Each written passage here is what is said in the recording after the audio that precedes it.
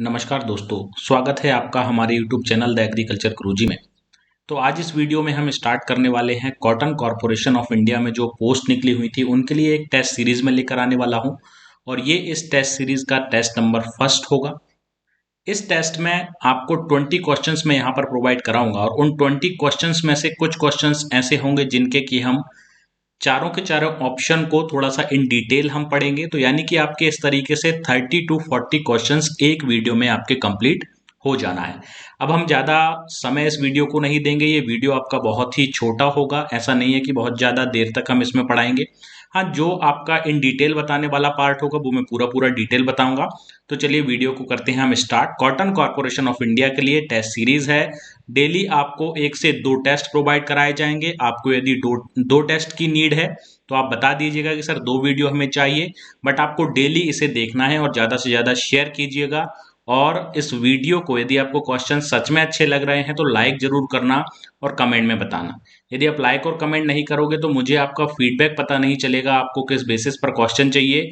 और ये जो क्वेश्चन होंगे ये आपके सारे के सारे मिक्स क्वेश्चन होने वाले हैं एग्रीकल्चर के, किसी एक पर्टिकुलर सब्जेक्ट के नहीं होंगे। तो करें स्टार्ट, आगे चलते हैं। आगे मैं कुछ इन्फॉर्मेशन और दे देता हूं आपको। आप हमारा टेलीग्राम चैनल द एग्रीकल्चर गुरुजी भी ज्वाइन कर सकते हैं। वहां पर आपको लिंक्स मिल जाएंगी सभी वीडियोस की। जितनी भी वीडियो मेरे द्वारा चाहे अनअकैडमी पर डाली जाती हो, अनअकैडमी पर क्लासेस ली जाती हो या फिर मेरे यूट्यूब पर क्लासेस ली जाती हो, सभी की लिंक आपको the agriculture Guruji Telegram channel पर मिल सकती है। ये हमने टेलीग्राम चैनल की लिंक दी हुई है।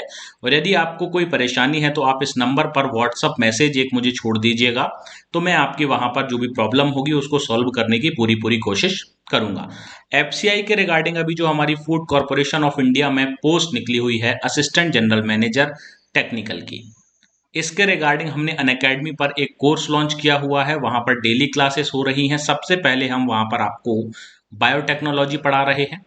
बायोटेक्नोलॉजी के वहां पर 5 लेक्चर आज हमने कंप्लीट कर लिए हैं। कल हमारा 6वां लेक्चर होगा। इसके बाद जैसे जैसे हमारा बायोटेक जितना हमें पढ़ना होगा उतने लेक्चर हम वहां पर कंप्लीट कर लेंगे। आपको क्या करना है दोस्त, आपको करना है अनअकैडमी लर्निंग ऐप डाउनलोड कर लीजिए, ठीक है। वहां पर आप एमपीएससी कैटेगरी सिलेक्ट कर लीजिए। एमपीएससी, एमपीपीएससी नहीं, एमपीएससी रवि बघेल सर्च कीजिए और आप हमें फॉलो कर लीजिए और टेलीग्राम ज्वाइन कर लीजिए। आपको क्लासेस की लिंक मिलती चली जाएगी। हमारी वहां पर डेली थ्योरी क्लास हो रही है बायोटेक की सुबह 11 बजे और 5 पीएम पर होता है एक मॉक टेस्ट जिसमें होते हैं 50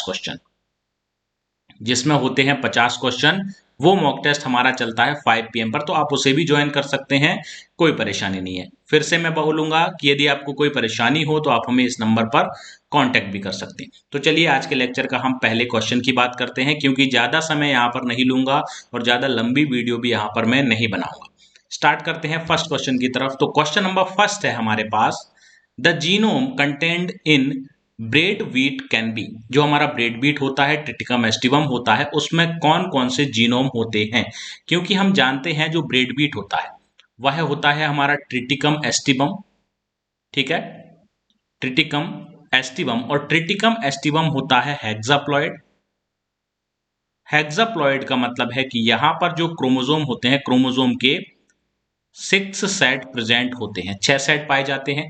तो इसमें कौन सा जीनोम पाया जाता है, एसीडी, सीबीडी, एबीडी या फिर एडीसी। तो इसका सही आंसर होगा option number C, ABD. ABD genome set हमारे ब्रेड बीट में पाया जाता है। क्वेश्चन अच्छा है भाई, पूछा जाता है। आगे चलें, नेक्स्ट क्वेश्चन की बात करें। क्वेश्चन नंबर सेकंड, ज्यादा समय में इसलिए नहीं लूंगा आप लोगों का क्योंकि आप भी ज्यादा से जल्दी टाइम में ज्यादा से ज्यादा क्वेश्चन यहां पर कवर कर सकें और आपका बेनिफिट हो। ज्यादा टाइम खराब करने से यहाँ पे कोई मतलब नहीं है। क्वेश्चन नंबर सेकंड है, a mycotoxin produce by Aspergillus flavus strain when growing on groundnut and cereal is called. अब यहाँ पर ध्यान दीजिए कि माइकोटॉक्सिन, माइकोटॉक्सिन के बारे में मैं थोड़ा सा आपको बता देता हूं कि माइको वर्ड कहीं पर भी आपको दिख जाए तो आप समझ जाइएगा कि यहाँ पर बात चल रही है फंजाई की, यानी कि फंगस की। फंजाई के द्वारा एक ऐसा केमिकल रिलीज किया जाता है जो होता है आपका टॉक्सिक, तो उसे कहेंगे हम माइकोटॉक्सिन। एस्परजिलस फ्लेवस फंजाई है, एस्परजिलस फ्लेवर फंजाई है और यह ग्राउंड नट में एक, हम ये कहें कि माइकोटॉक्सिन पैदा करता है। तो वह माइकोटॉक्सिन का नाम क्या है, उस केमिकल का नाम क्या है। तो इसका सही आंसर होगा option number B, aflatoxin. Groundnut में जो आप कभी कभी हम देखते हैं कि एकदम हम ग्राउंड नट जब खाते हैं और कभी कभी उसका जो स्वाद होता है वो बहुत ही ज़्यादा बेकार हो जाता है, तो वह एफ्लाटॉक्सिन के कारण ही उसमें एक केमिकल ऐसा जनरेट होता है जिसके कारण बहुत ही गंदा स्वाद उसका हो जाता है। आगे चले, आगे बात करें क्वेश्चन नंबर थर्ड की। A seed having a well developed endosperm और पेरिस्पर्म इज कॉल्ड। उस बीज को हम क्या कहते हैं जिसमें कि एक विकसित एंडोस्पर्म और पेरिस्पर्म दोनों ही उपस्थित होते हैं, तो ऐसे सीड को बोला जाता है option number D, albuminous seed. ऐसे सीड को बोलते हैं हम albuminous seed. Question number fourth, the layer from which hydrolytic enzyme in germinating serial grain start from. वह लेयर कौन सी होती है आपकी जहां से हाइड्रोलाइटिक एंजाइम में जर्मिनेटिंग स्टार्ट होता है, उस लेयर को हम क्या कहते हैं? तो इसका सही आंसर होगा option number D, aleurone layer. मैं यहां पर आपको सीधे आंसर बता रहा हूं, है ना, क्योंकि आपके समय की बचत हो सके, आपका भी समय बचत हो, मेरा भी समय बचत हो। क्योंकि यदि मैं यहाँ पर आपको ज़्यादा समझाऊंगा तो आपको ऐसा लगेगा कि यहाँ पर टाइम भी ज़्यादा लग रहा है और बहुत सारे बच्चों को वो पसंद भी नहीं आता। इसलिए कम समय में ज़्यादा से ज़्यादा क्वेश्चन कवर करने की कोशिश यहाँ पर होगी। क्वेश्चन नंबर फिफ्थ की बात करें, the presence of male flower in addition to the bisexual flower on different plant is called as। यानी कि एक बाइसेक्सुअल फ्लावर भी उस पर प्रेजेंट है, ठीक है, और उसके बाद में आपका एक मेल फ्लावर भी वहां पर प्रेजेंट है ना। यानी कि एक प्लांट है, एक प्लांट में बाइसेक्सुअल फ्लावर यहां पर प्रेजेंट है और दूसरे ही प्लांट में वहां पर एक मेल फ्लावर भी आपका प्रेजेंट है, तो उसको आप क्या कहेंगे? उसको हम कहेंगे option number C is the right answer, androdioecious. उसे क्या कहेंगे? Androdioecious plant. आगे चले, आगे बात करेंगे क्वेश्चन नंबर सिक्स। यदि इस वीडियो में किसी भी क्वेश्चन में आपको परेशानी है, किसी भी क्वेश्चन में आपको लगता है कि इसका आंसर ये नहीं आपका और दूसरा होना चाहिए, तो आप मुझे कमेंट में बता दीजिएगा। नेक्स्ट वीडियो में हम उस क्वेश्चन को भी कवर करके आपका डाउट भी क्लियर कर देंगे, ऐसा यदि आपको कभी डाउट आता है तो। Question number six, lack of pairing between homologous chromosome during meiosis in a cell is called। meiosis के दौरान जब क्रोमोसोम के जो होमोलोगस क्रोमोसोम के जोड़े होते हैं, जो पेयरिंग होती है, वह पेयरिंग नहीं हो पाती है, तब हम उसे क्या कहेंगे? ऑप्शन है हमारे पास और इसका सही आंसर होगा ऑप्शन नंबर डी, ए सिनेप्सिस। होमोलोगस क्रोमोसोम की पेयरिंग होना कहलाता है सिनेप्सिस, ठीक है। और यदि ये पेयरिंग नहीं हो पाती है, पेयरिंग में लैक होता है, तो इसे कहते हैं asynapsis. Question number seven, an individual that had more than two complete chromosome set of single genome is called. यदि आपका एक इंडिविजुअल है और more than two complete genome, देखो दो से अधिक उसके पास कंप्लीट जीनोम है, sets of a single genome, यानी कि दो से ज्यादा कंप्लीट जीनोम तो है लेकिन वो पूरा का पूरा एक सिंगल जीनोम ही है, वहां पर दो जीनोम होने के बाद भी वह दोनों जीनोम अलग अलग नहीं है, उसे आप क्या कहेंगे? तो इसका सही आंसर होगा ऑप्शन नंबर डी, ऑटोपॉलीप्लॉइड। इसे कहते हैं हम ऑटोपॉलीप्लॉइड। आगे हम बात करें क्वेश्चन नंबर एट की, a cross between a hybrid F1 और a segregating generation and one its parent is known as. इसको हम क्या कहते हैं? यानी कि क्रॉस हम करा रहे हैं किस किस के बीच में? F1 का क्रॉस करा रहे हैं किसी भी एक पेरेंट से, तो इसे बोला जाता है option number B, back cross. Back cross में भी यदि हम बोल दें कि इसका क्रॉस इसके रिसेसिव पेरेंट से कराया जा रहा है, इसका क्रॉस यदि हम इसके रिसेसिव पेरेंट से कराएंगे तो ये कहलाता है आपका टेस्ट क्रॉस। लेकिन जब तक यदि ना तो रिसेसिव दे ना ही डोमिनेंट दे, किसी भी एक पेरेंट का बोले, तो हम उसे हमेशा बैक क्रॉस ही कहते हैं, कभी भी उसमें हम टेस्ट क्रॉस नहीं लगाएंगे। क्वेश्चन नंबर 9 की बात करें, the colour of seed sample of certificate is. यानी कि सर्टिफाइड सीड का जो सैंपल कलर होता है उसका क्या कलर होता है? तो इसका आंसर आएगा option number B is the right answer, blue colour. Certified seed का जो टैग का कलर होता है वो होता है आपका ब्लू, ठीक है। व्हाइट होता है आपके फाउंडेशन सीड का, व्हाइट होता है फाउंडेशन सीड के टैग का कलर। देन गोल्डन येलो, ये होता है आपके ब्रीडर सीड का। और हम बात करें न्यूक्लियस सीड की, तो न्यूक्लियस सीड का कोई भी कलर नहीं होता, यहां पे आ जाएगा आपका नो कलर। और हम बात करें रजिस्टर्ड सीड की, रजिस्टर्ड सीड का कलर होता है पर्पल। इसके टैग का कलर क्या होता है? पर्पल। तो ये सारे के सारे सीड के टैग कलर आपको याद रखना है, क्योंकि क्वेश्चन यहां से पूछे जाते हैं। क्वेश्चन नंबर 10 की तरफ बात करें तो क्वेश्चन नंबर 10 है, neurotoxin present in Lathyrus is called. भाई लेथायरस जिसके कारण लेथायरिज्म भी हो जाता है, उसमें कौन सा न्यूरोटॉक्सिन होता है जो कि हमारे नर्वस सिस्टम पर इफेक्ट करता है? तो option number C is the right answer, BOAA। BOAA नाम का एक न्यूरोटॉक्सिन होता है लेथायरस में, जिसके ज्यादा प्रयोग से लेथायरिज्म नामक की डिजीज इंसान में होती है। Question number 11, a modified type of spike with a single unisexual flower arising from the peduncle is termed as. यहां पर आपसे पूछा गया है कि एक इन्फ्लोरोसेंस है, और उस इन्फ्लोरोसेंस की यहां पर डेफिनेशन दी गई है कि स्पाइक का ही मॉडिफिकेशन होता है, ठीक है, जो कि सिंगल यूनिसेक्सुअल फ्लावर के साथ अराइज होता है पेडंकल से।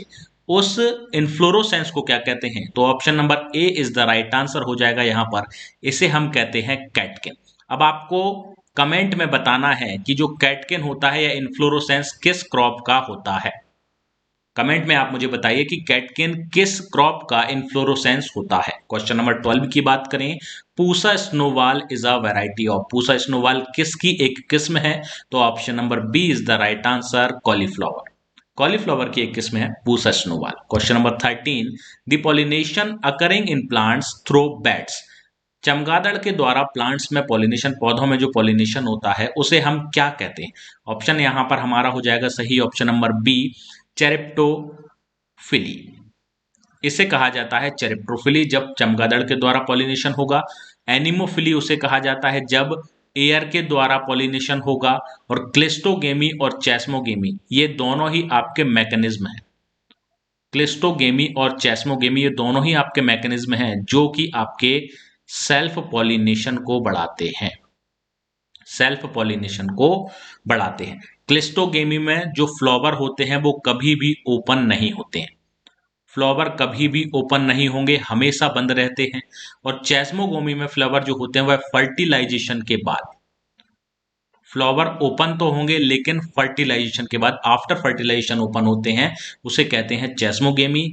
फ्लावर कभी भी ओपन नहीं होते हैं, उसे कहते हैं क्लिस्टोगेमी। ये दोनों ही एक प्रकार के मैकेनिज्म है जो सेल्फ पॉलिनेशन को बढ़ावा देते हैं। क्वेश्चन नंबर 14 है, the structural unit in the nucleus of the cell that carries genes in a linear order is called. भाई कौन सी स्ट्रक्चरल यूनिट है जो कि न्यूक्लियस के अंदर पाई जाती है, ठीक है, और जो कि जीन्स को कैरी करती है, जिस पर जीन उपस्थित होते हैं, किस फॉर्म में? एक लीनियर ऑर्डर में। तो उसे हम क्या कहते हैं? Option number A is the right answer, उसे कहा जाता है क्रोमोजोम, या फिर हिंदी में हम बात करें तो गुणसूत्र, उसे कहा जाता है क्रोमोसोम। गोल्जी कॉम्प्लेक्स क्या है? तो ये भी आपका एक सेल ऑर्गेनेल है, राइबोसोम भी है और माइटोकॉन्ड्रिया है। राइबोसोम के बारे में मैं आपको बता देता हूं। देखिए, गोल्जी कॉम्प्लेक्स को हम कहते हैं, इसे हम ट्रैफिक वाला ऑर्गेनेल भी कहेंगे क्योंकि ये ट्रैफिक की तरह काम करता है। इसी से होकर जो भी सब्सटेंस होते हैं सेल के वो निकलते हैं, ठीक। राइबोसोम यह एक मेम्ब्रेन लेस ऑर्गेनेल होता है, यानी कि इसके चारों तरफ कोई मेम्ब्रेन नहीं होती है।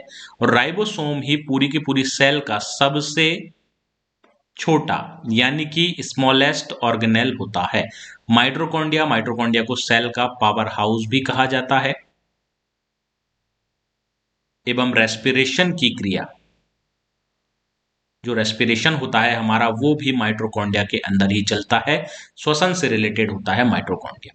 आगे चलें, आगे बात करें question number 15, all the individual derived by vegetative propagation from a single individual is called as। तो इसका सही आंसर होगा option number C is the right answer, clone. इसे हम कहेंगे क्लोन। देखो, एक इंडिविजुअल से आप वेजिटेटिव प्रोपेगेशन से, वहां पर आप एक सिंगल इंडिविजुअल से बहुत सारे प्लांट्स को ड्राइव कर रहे हो, तो उसे उसका क्लोन ही कहा जाता है। आगे बात करें question number 16, fungi and bacteria usually enters through. जो फंजाई और बैक्टीरिया होते हैं वो प्लांट में कहां से एंटर करते हैं? तो इसका सही आंसर होगा ऑप्शन नंबर ए, स्टोमेटा।